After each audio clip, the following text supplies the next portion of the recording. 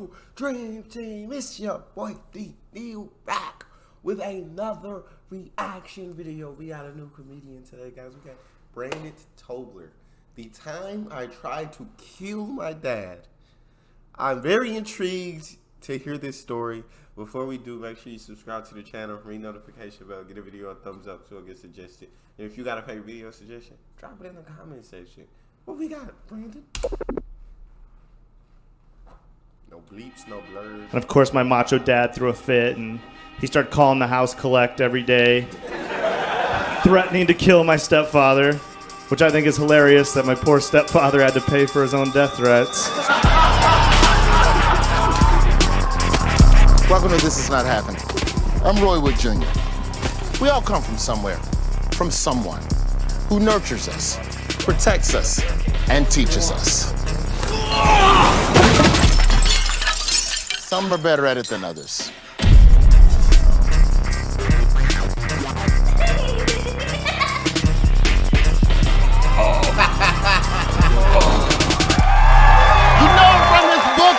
Roll, please give it up for Brandt Tobler. So this is the story about how I tried to kill my dad. Trust me, it's hilarious. Trust me. So you guys have heard the term blood is thicker than water, right? I hate it. My dad must have said it to me 1,000 times growing up. Blood is thicker than water, son. Blood is thicker than water, son. And I just started to hate it because I think it's what family members say to you when they do something shitty, and instead of apologizing, they're just like, hey, we have the same blood type, so you have to put up with this shit. Preach. So I would hear it all the time. Preach. That is a straight fact right there. That is a straight fact. Keep it going. Like, hey, we have the same blood type, so you have to put up with this shit. So I would hear it all the time. My dad would miss like basketball games and graduation, and he'd always say, blood is thicker than water, son. And he ended up missing most of my childhood, because when I was 5 years old, he went away to college. Well, that's what my mom called it. You guys would, of course, call it maximum security prison. And every couple of years on spring break, he would get out and he would come visit my little brother and I. And luckily, my mom remarried, and we had a great stepdad who taught us how to ride a bike and build a fire, stuff that you're supposed to learn from your dad. Because when my dad would come to town, he would teach me the stuff he knew about. So, for instance, my dad taught me 3 things in life I'll never forget. Number 1, you never snitch, no matter what. Number 2, if you have extra food at lunchtime, you only give it to white people. Weird to tell a 4th grader, I agree. And the craziest one of all, my dad got out on spring break one year, and he came back home to visit us, and he took me and my little brother swimming. We had a great day at the pool, jumping off the diving board, playing Marco Polo, and I got out of the pool, and I'm in the locker room, and I'm taking a shower.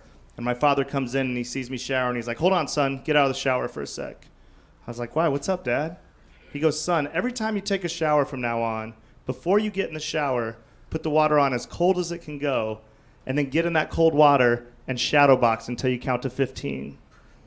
I was like, Dad, why would I do that? And he's like, son, the way your body reacts when that cold water hits it is the same it'll react if you ever get stabbed. So if you ever get stabbed, you'll be able to fight for 15 seconds. So my dad... Is that true? Y'all let me know in the comment section. Does your body react the same way? So my dad tells a fucking 12-year-old. And like an idiot, I do that shit till I'm like 19, and I get a girlfriend, and she's like, why are we fake fighting in this cold shower? I'm like, you better be ready, bitch. It could go down at any time. This shit is real. So that's my dad. So my dad only did one good thing for me in life. Of course, I had a wonderful stepdad, and before I was about to start junior high, he set me and my little brother down, and he said he wanted to adopt us and have us take his last name like we were his sons. And of course, my macho dad threw a fit, and he started calling the house collect every day, threatening to kill my stepfather, which I think is hilarious that my poor stepfather had to pay for his own death threats.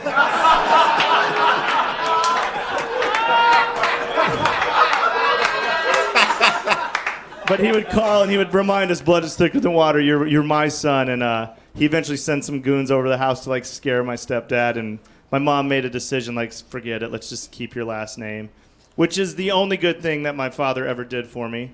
Because if my stepdad would have adopted me, I would have started junior high school as Brandt Huffendick, which I think has got to be the shittiest last name in the world. My poor little sister is named Haley Huffendick. I don't know why she didn't get married at midnight on her 18th birthday, but she didn't do it. So that was my dad. And then after that, he disappeared for like 8 years, and I never heard from him. And I went to real college in Phoenix.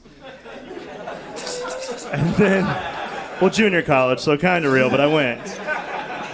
But then one day I got a letter out of nowhere, and it was from my dad, and he just said, I'll be at the Phoenix airport in 3 days, and I'd love to see you. And there's no time to write back, just I'll be looking for you.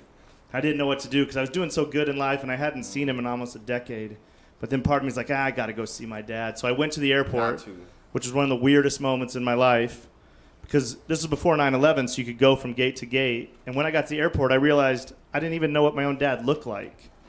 So I'm looking in the bars and bookstores. I'm like, is that my dad? Is that my dad? And then, of course, I saw a guy with a ponytail, wife beater, brown khaki pants. I'm like, there's my dad. So I run over. You knew. Didn't know what he looked like, but I know what he dressed like. No one understand. I know that's him. That's him for sure. But they said goons to the house. That's wild. But he did save him because Huffendick. Yeah, I agree. That's not good. You got beater. Brown khaki pants. I'm like, there's my dad. So I run over, I give him a hug, and we both fight back tears, and he tells me how much he missed me and how blood is thicker than water, and he's determined to be part of my life again. And he said, I'm moving to Vegas. I have this incredible cocktail waitress girlfriend, and you're allowed, you can come see us whenever you want. And I was like, okay, Dad, thanks. I got to go back to college. And I drove back to my dorm, and when I got to my dorm, I called my 2 best friends back in Wyoming who also had shitty dads growing up, and I told them this story, and they're like, we should go see your dad on our spring break. And I was like, all right, cool. So they drove down from Wyoming, and they picked me up in Phoenix, and we went to Vegas on our spring break and spent 5 days with my dad, which was incredible because we were just dumb kids from Wyoming. He taught us about like hookers and craps, seafood buffets. We were like, holy shit, this is incredible. So at the end of the 5 days, he's like, you guys are welcome to come back whenever you want. You can live with me and my girlfriend in this trailer. And we were like, sorry, Dad, we got to go back to college. And they started driving me towards Phoenix, and every mile we got away from Vegas, we were just itching to get back. And by the time we got to Phoenix, the 3 of us idiots made the decision that we were going to drop out of college and move back to Vegas to get our dream jobs as pirates at the Treasure Island. We thought, what would be better than wearing an eye patch and jumping off a big ship every hour while drunk tourist chicks scream at us. We're like, that's it. That's the dream job. So we dropped out of college. Our families are furious with us, and we moved to Vegas. And of course, we don't get pirate jobs. We didn't know anything about casting or any of that shit. And so my friends sober up, and they go back home to Wyoming and re-enroll in college. But I was enjoying hanging out with my dad, and I didn't want to leave, so I decided to stay. And then one day I actually got the dream job. I would go play basketball every afternoon with a bunch of professional gamblers. And one of them hired me to be a runner. So my job was just to carry hundreds of thousands of dollars worth of cash up and down the strip and bet on sports. So it was great. I was making a ton of money. Everything was good. So I told my dad, we're moving out of this trailer. And I rented this beautiful house on a golf course. And I started calling my little brother, who lived in Portland at the time, just a little stoner dude that ran a Subway. And I told him, you got to come to Vegas. It's me, you, and Dad. We can finally be a perfect little family again. And he's like, all right. And he moved to Vegas, and we had a great time the first 6 months. We'd sit on the back porch every night, just get drunk, tell stories. He'd tell us about prison riots and shit, and we'd tell him about scoring 8 points in a JV basketball game or whatever shitty stories we had. He obviously had much better stories. But he was always just waiting to get off parole. He's like, I can't wait to get off parole. I can be my own man again. And he'd talk about it every day, and we counted down the days till he finally got off parole. And I remember I threw a big party at the house, invited all our family and friends over, and we just got wasted. And I remember about 4 in the morning, it's just me and my dad and brother in the kitchen. And we're just telling them how proud we are, and we're just drunk, and it's just this incredible moment. And then, that is the last good moment I'll ever have with my dad. Because the next morning he woke. Because this story, it went from being funny and I'm laughing and stuff to get a little deep. I was like, dang, no one else say moved to Vegas, got a job as a runner, making good money. But he gets to spend time with his dad, brings his little brother as well. Now they're like a little family, you know what I'm saying? They're getting drunk all the time, having a good time with each other, loving on each other, all these good moments. That's so dope, man. That's so dope. So, where are you going with the rest of this story? I don't know what emotion he's gonna make me feel. Keep it going. That is the last good moment I'll ever have with my dad. Because the next morning he woke up, got back on drugs, started bringing around like little 20-year-old meth heads to my house, even though they're younger than me. My dad's like 48 at the time. He starts just acting like a drug addict, stealing my friends' wallets, forgetting my birthday, just being a shitty dad. And I knew it was going bad, but I didn't know how to get out of it. And, it's hard to yell at your own dad.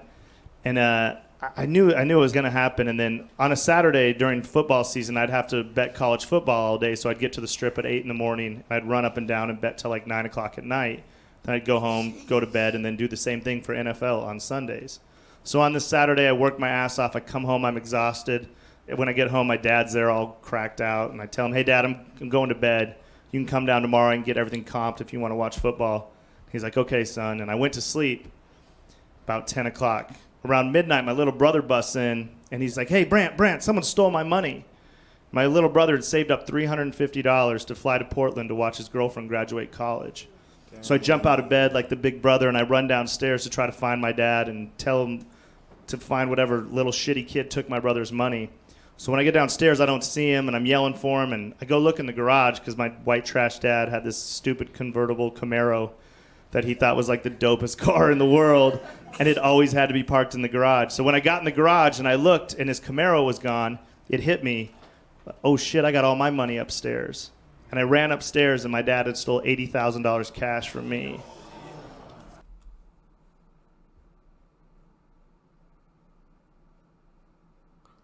Ain't no way, bro. Ain't no $80,000.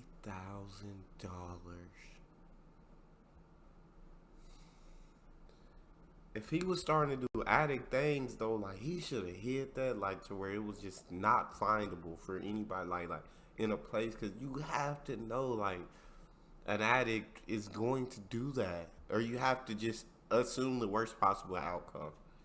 But, God, but that's your dad. That's tough. And I ran upstairs, and my dad had stole $80,000 cash from me. And now I worked for guys that you don't want to be $80,000 short for. Obviously, not that there's any job you could be $80,000 short for.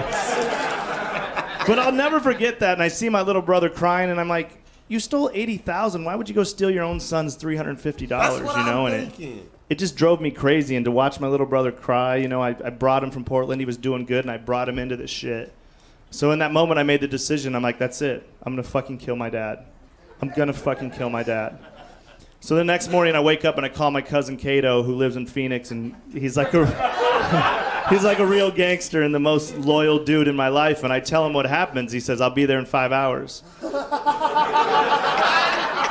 And he drives straight from Phoenix to Vegas, and when he gets there, doorbell rings. I open the door, and there he is. He's like, "Where's he at? Where's he at?" I was like, "Hold on, I got a plan."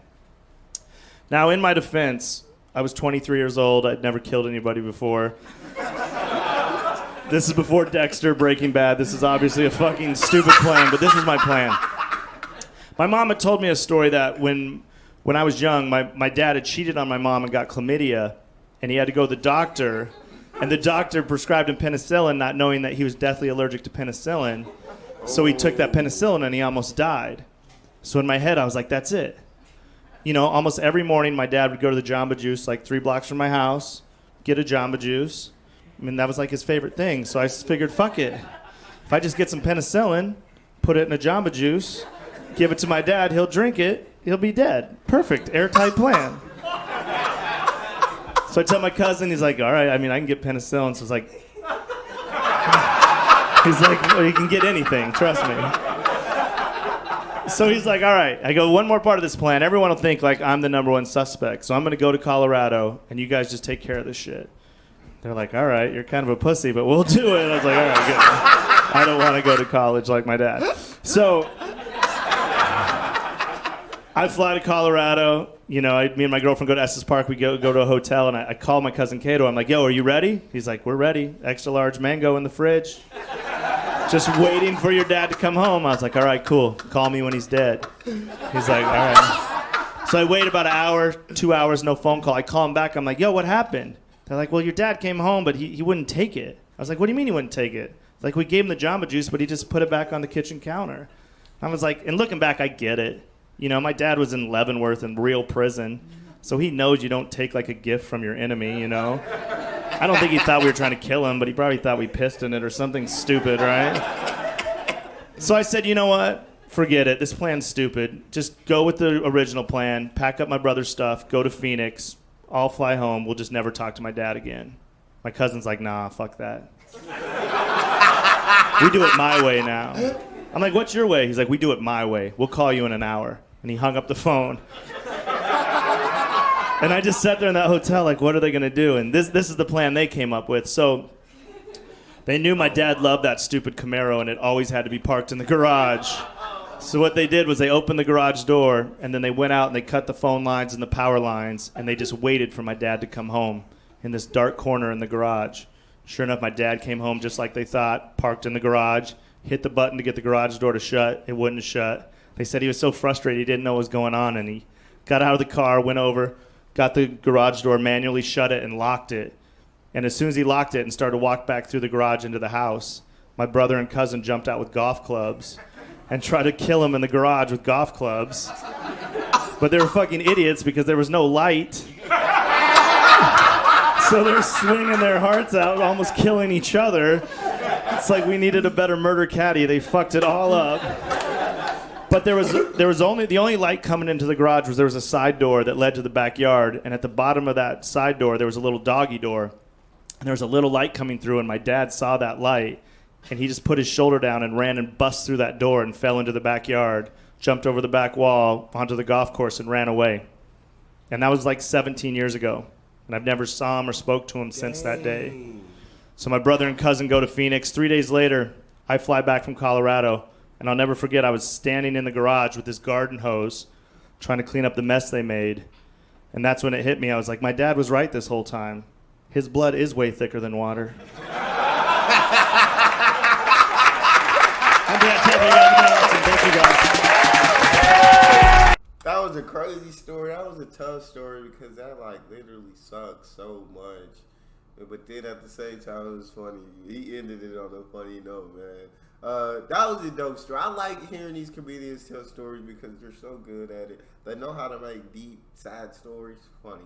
But that's all we got for this one. If you guys got a favorite video you want to see me react to, subscribe to the channel, ring notification bell, get a video a thumbs up so it gets suggested. Drop your favorite video suggestions in the comment section. It's your boy D-Nia.